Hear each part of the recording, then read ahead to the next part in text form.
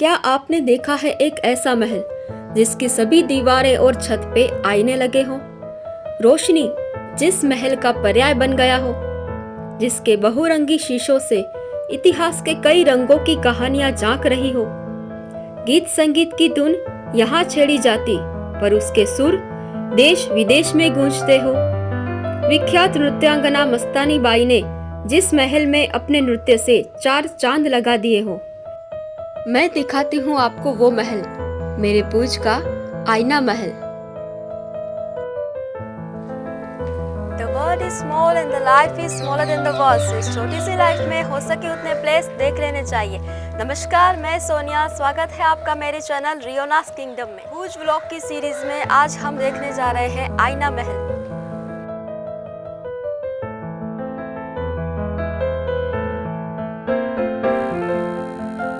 इसकी टाइमिंग है सुबह 9 से पौने 12 और दोपहर को 3 से पौने 6 तक, और गुरुवार को बंद रहता है।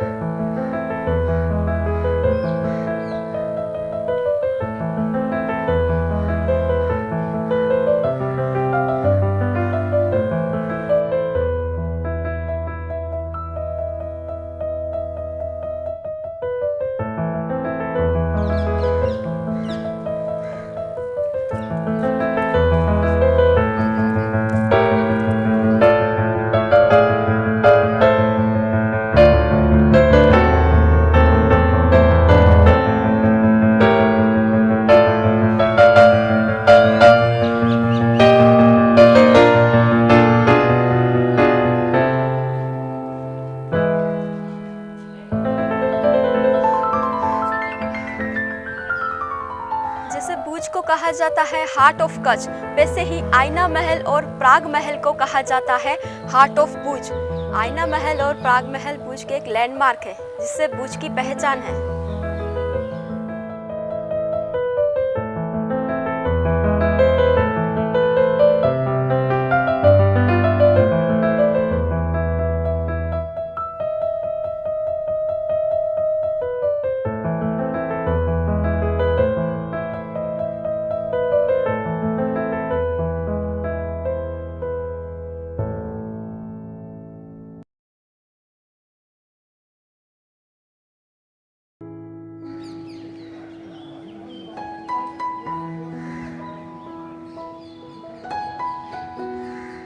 आईना महल का निर्माण 17वीं सदी में राव लखपत जी ने करवाया था, और प्राग महल का निर्माण 19वीं सदी में राजा प्रागमल जी ने करवाया था। अक्सर लोग आईना महल और प्राग महल को एक ही महल समझ लेते हैं, पर ये दोनों आसपास फंसे हुए दो अलग पैलेस हैं।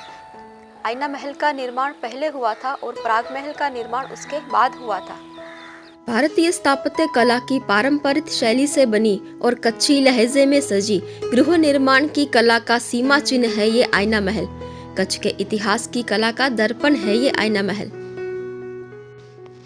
आईना महल में प्रवेश करते ही हमें दिखता है कचेरी महल, जहां बैठकर राजा लखपत जी ने लखपत पिंगल और रागमाला जैसे ग्रंथों का निर्माण करवाकर कच्ची साहित्य का विकास किया था। आईना महल के मुख्य वास्तुकार थे कच्छी मिस्त्री राम सिंह मलम। छतेड़ी के ब्लॉग में भी हमने दिखाया था कि छतेड़ी का निर्माण भी कच्छी मिस्त्री राम सिंह मलम जी ने कराया था। यह चित्र कमांगर शैली में बना नाग पंचमी की असवारी का है। पत्थर के रंगों से तैयार किया गया यह चित्र 47 इंच लंबा और 8 इंच चौड़ा है। कच्छ में सवारी का बहुत महत्व था। भुजिया के किले के पास अहमदाबाद के सूबा शेर बुलंद खान के साथ कच्छ की लड़ाई हुई थी। उसमें कच्छ राज्य का विजय हुआ था, जिसके बारे में हमने आपको भुजिया के ब्लॉग में भी बताया था। उस विजय की खुशहाली में ये विजय सरघस निकाला गया था। भुज और आसपास के गांव वाले यह सवारी देखने के लिए आते थे। भुज के दरबारगढ़ से शुरू होती यह सवारी में महाराव हाथी पर सोने की अंबाड़ी में विराजते थे। असवारी की भव्यता और राजा के राज वैभव को उजागर करती ये बेशकीमती चीजें आज भी इस महल में म्यूजियम के तौर पर रखी गई हैं। इस म्यूजियम को मदन सिंह जी म्यूजियम नाम दिया गया है।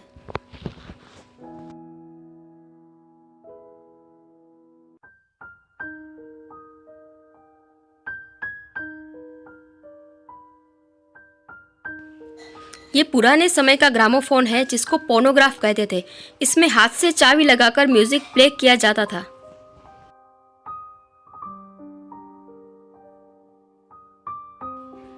ये तलवार महाराव मदन सिंह जी को वंश पारंपरिक तौर से मिली हुई भेंट थी, जो उन्होंने इस मदन सिंह जी म्यूजियम के इनॉग्रेशन के समय लोकार्पण कर दी। इस तलवार पर पर्शियन भाषा में शहंशाही मोहर लगाई गई है।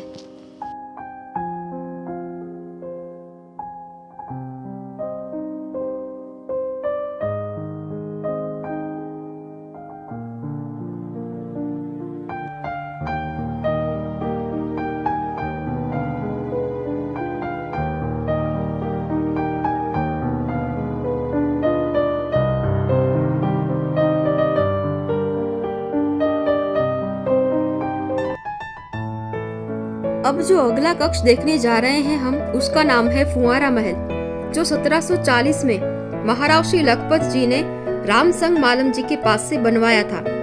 अपने गीत और संगीत का शौक पूरा करने के लिए लखपत जी देश विदेश से कलाकारों को और संगीतकारों को आमंत्रित करते थे।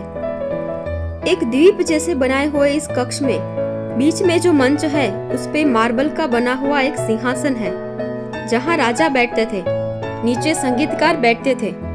द्वीप के चारों तरफ पानी भरा हुआ होता था और फुंवारे लगे हुए होते थे, जिससे इस कक्ष का तापमान नियंत्रित रहता था। ये फुंवारे आज की तारीख में भी काम कर रहे हैं। चारों तरफ सजाई गई कंदीलों में मोमबत्ती और कांच के पात्रों में सुगंधित तेल के दिए लगाए जाते थे।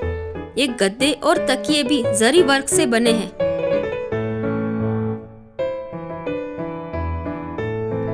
हम कल्पना ही कर सकते हैं कि जब ये दिए जलते होंगे, उसके सुगंधित तेल की खुशबू पूरे कक्ष में फैलती होगी, उसके प्रतिबिंब इस पानी में मिलते होंगे। गीतकार और संगीतकार के मधुर सुर पूरे कक्ष में गूंज रहे होंगे, तब कैसा अद्भुत अनुभव मिलता होगा।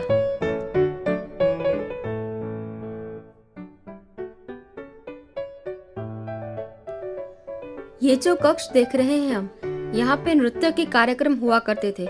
यहाँ पे विख्यात नृत्यांगना मस्तानी बाई भी नृत्य कर चुकी है।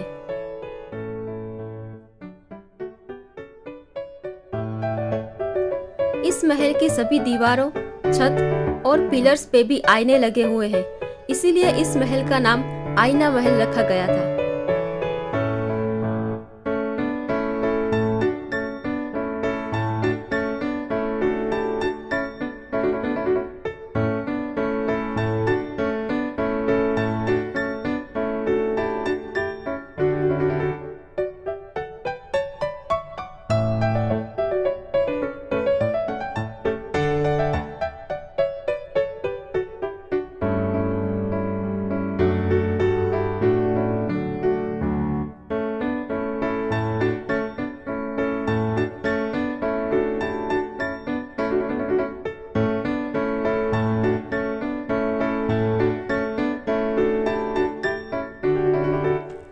आईना महल का ये कक्ष हीरा महल के नाम से जाना जाता है। ये महाराव लखपत जी का शयन कक्ष हुआ करता था। ये कक्ष अपने आप में ही कला का एक अद्भुत नमूना है। इसकी दीवारें आरस से बनी हुई हैं और उनपे सोने के वर्क से लताएं बनाई गई हैं, जिनमें माणिक जैसे अकीक के पत्थर भी लगाए गए हैं, जो इनकी शोभा बढ़ाते हैं। महाराव लखपत जी का ये पलंग मुगल सम्राट द्वारा उनको दी गई भेंट थी। इस पलंग के जो 4 पैर हैं, वो सोने के बने हुए हैं। इस पलंग को लखपत जी के कला प्रेम की निशानी मानकर आज भी राजघराने के लोग त्योहारों पर इस पलंग की पूजा करते हैं। ऐसा लिखा हुआ है कि लखपत जी 1 साल तक ही इस पलंग पर सोए थे। उसके बाद इस पलंग की नीलामी कर दी गई थी। रत्नों से जड़ी हुई ये ढाल और तलवार भी लखपत जी को मुगल बादशाह की तरफ से दी गई भेंट थी।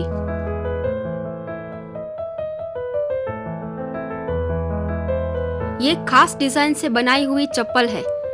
जब इसकी हील जमीन पर चलते हुए दबती थी तब इसमें से इत्र की खुशबू निकलती थी। ये सारे नायाब तोहफे राज परिवार को विदेश से मिली हुई भेंट थे।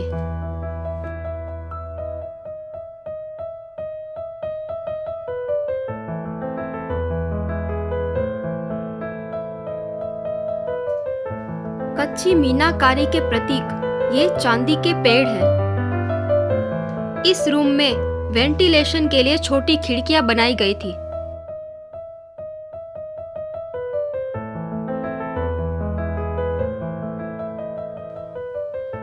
इस छत पर पहले 3 फुट लंबा जरदोशी की एम्ब्रॉयडरी वाला एक पंखा भी हुआ करता था।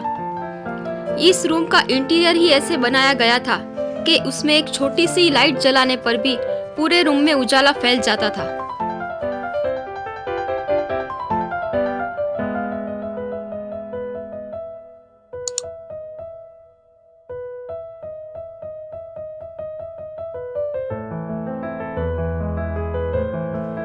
आईना महल के पार्ट 2 में हम देखेंगे यहाँ पे रखी गई कुछ एंटीक चीजें, कच्छ के युद्ध में इस्तेमाल किए गए शस्त्र, कच्छ की पुरानी करेंसी और रिवर्स पेंटिंग जैसी कुछ इंटरेस्टिंग चीजें।